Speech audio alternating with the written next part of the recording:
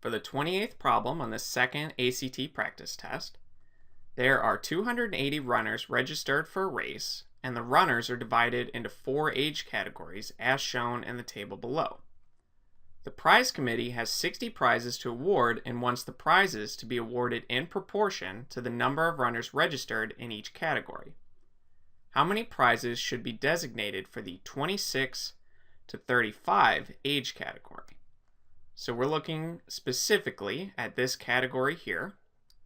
For runners aged between 26 and 35, you can see that there are 112 of them. And we also know that there are 280 runners total.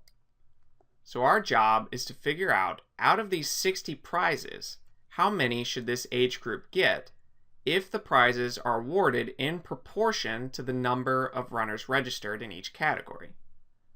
So basically, we just have to figure out what percent of the total runners are in this category. So we have 112 runners in this category, and there are 280 total. So to figure out what percent of the total this category makes up, we just have to take this 112 and divide it by this 280. And when you do this, you find that the answer is 0.4. And 0.4 can be also written as 0.40 or 40%.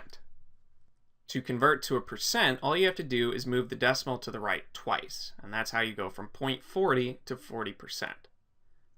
So what we found is that 40% of the runners are in this category aged between 26 and 35.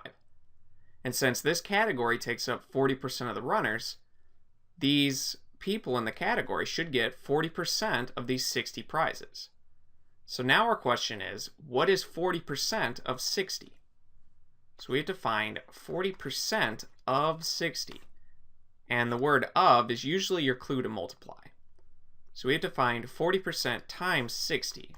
Or in other words, 40% is just this 0.40 or 0.4 times 60. And when you multiply these together, what you get is 24. So 24 of the prizes should be designated for the 26 to 35 age group. And you can see that choice letter H would be the final answer.